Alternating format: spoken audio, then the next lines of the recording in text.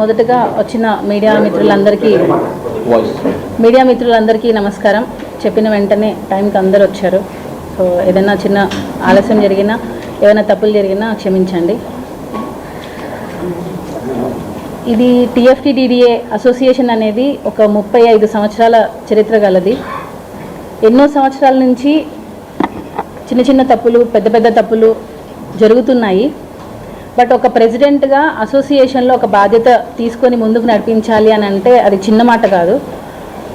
ఎవరు తప్పు చేసినా సరే అది ప్రెసిడెంట్ మీదకే వస్తుంది. ప్రెసిడెంట్గా మీరు ఏం చేశారు, మీరు ఎందుకు క్వశ్చన్ చేయలేదు అనే మాట నాకు రాకుండా ఉండడం కోసమే నేను ఏం క్వశ్చన్ చేసినా, ఎవరిని ప్రశ్నించినా ఆ ప్రశ్న నాకు రాకూడదు అని చెప్పే నేను ప్రతి ఒక్కటి ఏ మిస్టేక్ జరిగినా కూడా నేను ఇమ్మీడియట్గా క్వశ్చన్ చేయడం జరుగుతుంది.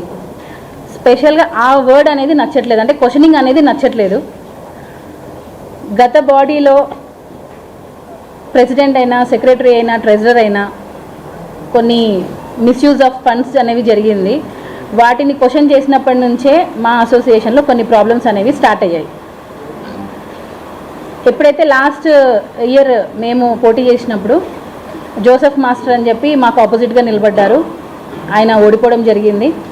సో అప్పటి నుంచి కూడా కొంచెం మా మీద వ్యతిరేకత, మేము ఎంత మంచి పని చేసినా సరే ఏదో ఒకటి వేలెత్తి చూపాలి అనే వాయిస్లోనే ఉన్నారు. దానివల్లనే ఈ ప్రాబ్లమ్స్ అన్నీ. అంతే తప్ప మేమందరం ఒకటే, మా కొరియోగ్రాఫర్స్ అయినా, డాన్సర్స్ అయినా ప్రతి ఒక్కరు కూడా కలిసిమెలిసే ఉన్నాము. దయచేసి కొంచెం ఏమైనా పెట్టే ముందు థంబ్నెయిల్స్ మాత్రం కొంచెం చూసి పెట్టాలని రిక్వెస్ట్ చేస్తున్నా. అంటే అసోసియేషన్ మొత్తం ఏకపక్ష నిర్ణయంతో సుమలతగా తీసుకుంటున్నారని, డాన్సర్స్ అందరూ ఫైర్లో ఉన్నారని చెప్పి, ఫెడరేషన్కి అగెనిస్ట్గా ఎలక్షన్స్ జరిపిస్తున్నారని చెప్పి కొన్ని వచ్చాయి. అవన్నీ అవాస్తవాలు. ఏది చేసినా సరే అసోసియేషన్ ఒక లీగల్ ఒపీనియన్ తీసుకొని లీగల్ ప్రాసెస్లోనే వెళ్తుంది తప్ప ఎక్కడ కూడా ఇల్లీగల్ యాక్టివిటీస్ అనేవి జరగలేదు. దయచేసి ఇది మెయిన్ హైలైట్ చేయండి ప్లీజ్. ఇల్లీగల్ యాక్టివిటీస్ అనేవి ఈ అసోసియేషన్లో ఎప్పుడు జరగవు కూడా. సో మేము వచ్చిన తర్వాత ఎక్స్ బాడీలో కొన్ని మిస్టేక్స్ జరిగాయి. అవన్నీ ఫైల్ చేసి పెట్టాము. అవి తర్వాత ప్రొడ్యూసర్స్ దగ్గర నుండి మా అసోసియేషన్లో కొంతమంది ఇన్ఛార్జీలు, వాళ్ళు ప్రస్తుతం పోస్టులలో ఉన్నారు. మా జనరల్ సెక్రటరీ కావచ్చు, ఇంకా కొంతమంది ఇన్ఛార్జీలు కావచ్చు. వాళ్ళు ఏంటంటే ప్రొడ్యూసర్ దగ్గర ఒక అమౌంట్ రాస్తారు, యూనియన్లో ఒక అమౌంట్ ఇస్తారు. దీనివల్ల నష్టపోయేది డాన్సర్లు. సో డాన్సర్లకి రావాల్సిన పూర్తి మొత్తం డాన్సర్స్కి రావట్లేదు. మధ్యలో మా ఇన్ఛార్జీలు కొంతమంది, అందరూ కాదు, కొంతమంది డాన్సర్స్ డబ్బుల్ని అన్యాయంగా దోచుకుంటున్నారు. ఇది నిజం. మేము దీన్ని బయటపెట్టినప్పటి నుంచే మా మీద వ్యతిరేకత వచ్చిందే తప్ప మేము ఎక్కడ కూడా అసోసియేషన్ని తప్పుదారిలో పట్టించడం కానీ, మేము అన్యాయంగా వ్యవహరించడం కానీ ఎటువంటిది జరగలేదు. సో అవి క్వశ్చన్ ఎప్పుడైతే మా జనరల్ సెక్రటరీ గారిని మేము, అంటే ఇప్పుడు ఉన్న జనరల్ సెక్రటరీ గారిని మేము పదవిలో నుండి సస్పెండ్ చేశాము. ఆయన కూడా రాజీనామా చేశారు. సో ఆయనను మేము ఎప్పుడైతే మేము క్వశ్చన్ చేశామో, మీరు ఇలాగా డాన్సర్స్ డబ్బుల్ని కమిషన్ రూపంలో తీసుకుంటున్నారు, ప్రొడ్యూసర్ దగ్గర నుంచి తీసుకున్న డబ్బుల్ని డాన్సర్స్కి కరెక్ట్గా ఇవ్వట్లేదు అని ఎప్పుడైతే మేము క్వశ్చన్ చేశామో, ఆ క్వశ్చన్ అవి ఆల్రెడీ విత్ ప్రూఫ్స్తో మేము ఆల్రెడీ ఒక జీబీ పెట్టుకున్నాము. జీబీలో సభ్యులందరికీ చూపించాము. వాళ్ళు కూడా అందరూ తప్పుల్ని చూసి లేదు వీళ్ళని సస్పెండ్ చేయాలి అని చెప్పారు. సస్పెండ్ చేసేసాము. చేసిన తర్వాత వాళ్ళు రాజీనామాలు చేశారే తప్ప మేము చేసే పనులు నచ్చక కాదు. ఇది గమనించాలి. వాళ్ళు చేసిన తప్పుల్ని మేము ఎత్తి చూపామని, ఎలాగో మా తప్పులు దొరికిపోయాయి, సో మేము రిజైన్ చేసేయాలి అని చెప్పి సెక్రటరీ, క్యాషియర్ అండ్ కొంతమంది 8 మంది ఈసీ సభ్యులు ఏకదాటిగా రాజీనామాలు చేశారు. అది చేసింది కూడా ఫెడరేషన్ వారికి ఇచ్చారనమాట. ఫస్ట్ ఈ ఫెడరేషన్లో ఆల్రెడీ చేసేసారు రాజీనామాలు. మళ్ళీ చేసామని చెప్పి వాళ్ళు మా అసోసియేషన్ని కొంచెం కన్ఫ్యూజ్గా చేయడం జరిగింది. సో వాళ్ళ సంతకాలు ఇవన్నీ నిన్న జరిగిన ఆ గొడవకంతా ఇదే కారణం మెయిన్.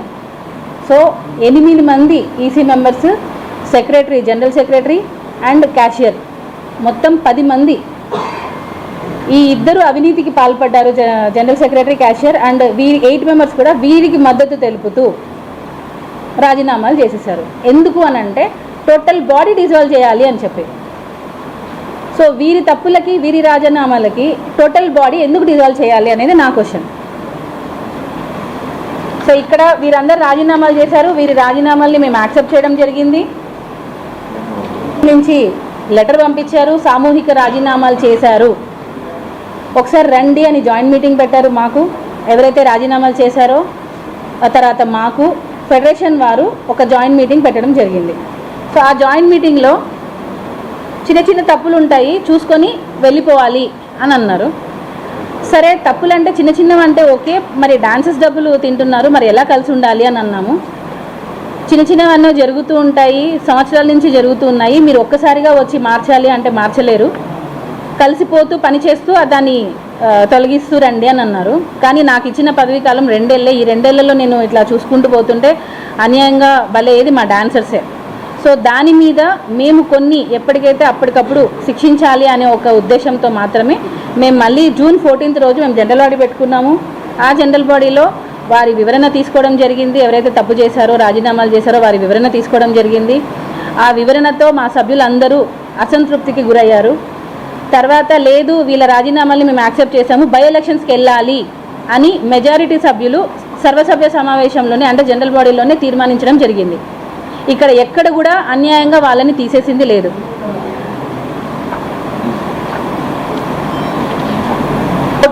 జనరల్ బాడీ మీటింగ్కి సంబంధించిన డాక్యుమెంట్స్. సో ఇక్కడ ఆల్రెడీ మేము అన్నీ మొత్తం రాసాము విత్ సిగ్నేచర్స్. ఆల్మోస్ట్ 135 ఎంతమందో 180 మెంబర్స్ వస్తే 135 మెంబర్స్ దీన్ని ఆమోదించారు. 136 మెంబర్స్. సో ఇవన్నీ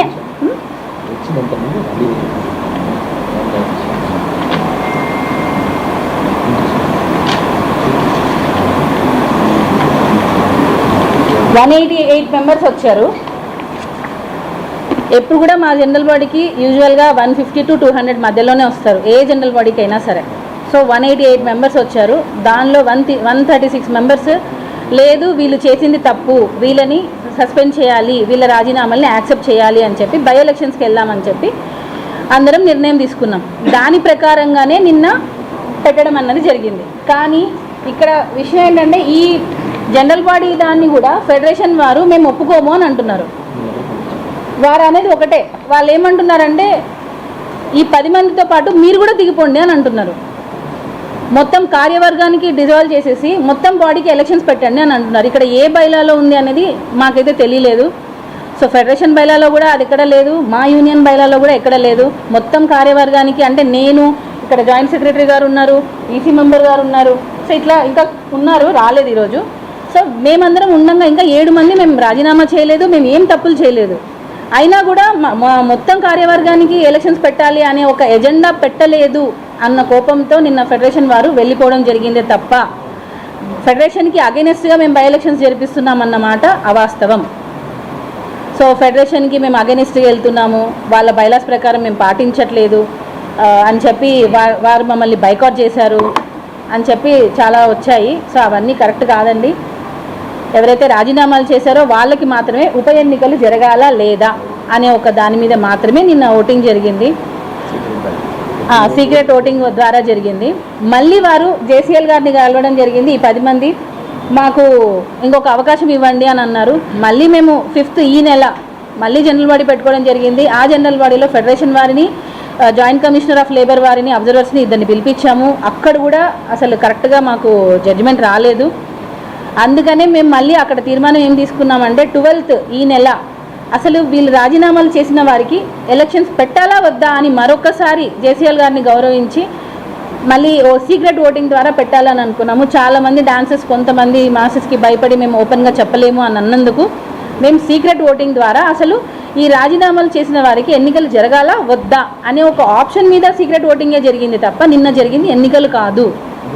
దాన్ని టోటల్గా బయటికి ఎన్నికలు జరిగాయని చెప్పి తీసుకొస్తున్నారు. ఎన్నికలు కాదు, అసలు ఎన్నికలు కావాలా వద్దా అనే దాని మీద ఒక సీక్రెట్ ఓటింగ్ జరిగింది. అంతే.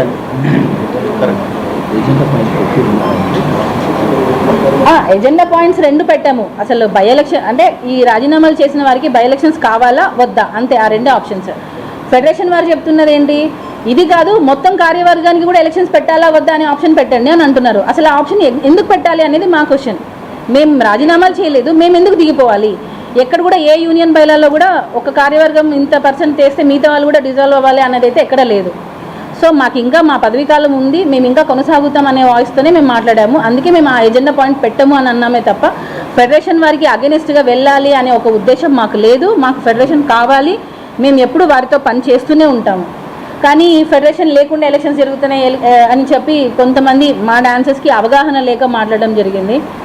ఫెడరేషన్ వారికి అగెనిస్ట్గా జరపలేదు. మా యూనియన్స్ రూల్ ప్రకారం ఏమున్నాయో ఆ రూల్స్ని పాటిస్తూ లీగల్గానే మేము ప్రొసీడ్ అయ్యామని చెప్పి చెప్తున్నాను. సీక్రెట్ ఓటింగ్ ద్వారా కింద చాలామందిని రానికుండా ఆపేశారు. అయినా కూడా చాలామంది ధైర్యం చేసి 78 మెంబర్స్ దాకా ధైర్యం చేసి వచ్చారు. ఎప్పుడు కూడా జనరల్ బాడీకి 180-200 లోపలే వస్తారు. కానీ నిన్న మాత్రం రానివ్వకపోవడం వల్ల కొంచెం మీడియా కూడా వచ్చారు, మీకు తెలిసే ఉంటుంది. తర్వాత పోలీస్ వాళ్ళు వచ్చారు, చిన్న చిన్న గొడవలు జరిగాయి. దానివల్ల కొంతమందిని పైకి రానిలేదు. అయినా కూడా 78 మెంబర్స్ వచ్చి ఓటేశారు. అందులో 75 మెంబర్స్ మాకు ఉప ఎన్నికలు కావాలి అని చెప్పి ఓటేశారు. ఓన్లీ 3 మాత్రమే మాకు వద్దు అని ఓటేశారు. సో ఏదైతే ఫైనల్గా ఎక్కువ మెజారిటీ వస్తుందో దానికే వెళ్తాం కాబట్టి ఉప ఎన్నికలు కావాలి అనే దాని మీద మేము ఈ నెల 26వ తేదీ మేము ఉప ఎన్నికలు అంటే రాజీనామాలు చేసిన వాళ్ళకి బై ఎలక్షన్స్ కావాలి అనే దాని మీద మేము డిసైడ్ చేసుకున్నాం.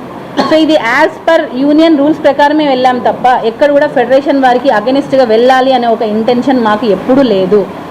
గతంలో ఫెడరేషన్ వారు మా పెద్దలు ఏవైతే డెసిషన్స్ తీసుకుంటూ వచ్చారో వాటిని మేము ఫాలో అయ్యాం తప్ప కొత్తగా మేము ఏకపక్ష నిర్ణయాలు ఎక్కడా తీసుకోలేదు. ఏదైనా సరే సర్వసభ్య సమావేశంలో పెట్టి మెజారిటీ సభ్యుల ఆమోదం తీసుకొనే మేము ముందుకెళ్ళాం తప్ప నా ఒక్కదాని డెసిషన్ ఎక్కడా లేదు. ఇది దయచేసి మీడియా కూడా కొంచెం గమనించుకోవాలి. ఏకపక్ష నిర్ణయం ఎక్కడ కూడా లేదు. ఏదైనా జనరల్ బాడీ ఆమోదంతోనే ముందుకెళ్తున్నాం. మొత్తం టోటల్ 17 మెంబర్స్ సార్ ఉండేది బాడీ. టోటల్ మెంబర్స్ వచ్చి 500. దానిలో చాలామంది సీనియర్స్ ఊర్లలో ఉంటారు, ఒక 100 మంది. 17 మెంబర్స్.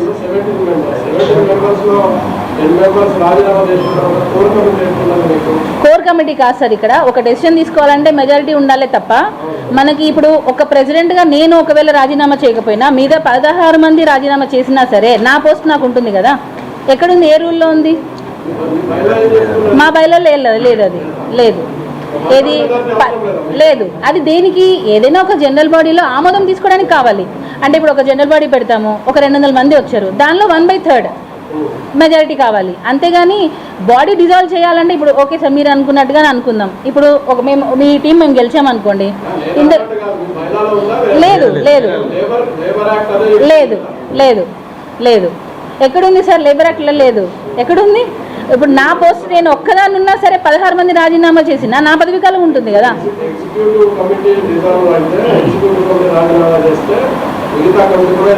లేదు, అది నామినేట్ చేసుకుంటే ఎలక్షన్ సార్, అందరికీ ఎలక్షన్ సార్. లేదు లేదు లేదు, వాళ్ళు మీరన్న ఉద్దేశంతోనే చేశారు. వాళ్ళు 10 మంది ఎందుకు చేశారంటే మొత్తం బాడీని డిజాల్వ్ చేయాలి, మేము ఉంటే ఇంకా మా తప్పులు బయటకు వస్తాయి అనే ఒక ఉద్దేశంతోనే వాళ్ళు డిజాల్వ్ చేయాలనే వాళ్ళే వేశారు. కానీ మా సభ్యులు కూడా ఇప్పుడు చాలామందికి అవగాహన వస్తుంది సార్ ఎవరు ఏంటి అని అన్నది. ముందులో లాగా ఇప్పుడు తెలుసు, మీకు కూడా చాలా అప్డేట్ అయ్యింది. ముందులాగా ఇప్పుడు లేరు, తెలుసుకుంటున్నారు, అవేర్నెస్ పెరుగుతుంది. దానివల్ల అందరికీ తెలుస్తుంది ఎవరు రాజీనామాలు చేశారో వాళ్ళ వరకే ఎన్నికలు ఉండాలి. కానీ మొత్తం కార్యవర్గానికి ఎందుకు ఉంటుంది సార్? మేము 7 మంది ఉన్నాం, మేము ఏం తప్పు చేశామని? పోలీస్ కంప్లైంట్ ఎందుకు సార్? మా యూనియన్ సమస్య మేము డిసైడ్ చేసుకున్నాం. పోలీస్ కంప్లైంట్ దేనికి? అసోసియేషన్ సభ్యులు వాళ్ళ దగ్గర నుంచి వసూలు చేయకపోతే అప్పుడు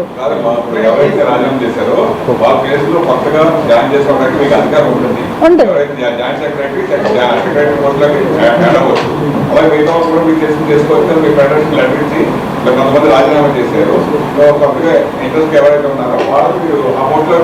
చేసుకోవచ్చు, అది కూడా ఎలక్షన్స్ లోనే చేయాలి సార్, నామినేటెడ్ ఉండదు. అంటే మేము అలా ఏదైతే సర్వసభ్య సమావేశంలో డిసైడ్ చేస్తారో అదే తప్ప చేసుకోవచ్చు. మీరు అన్నది ఉంది. వాళ్ళు వేరే ప్లేస్ పెట్టుకోవాలి అగ్రిమెంట్ జరుగుతుంది. చేసుకోవచ్చు యాక్చువల్లీ 100%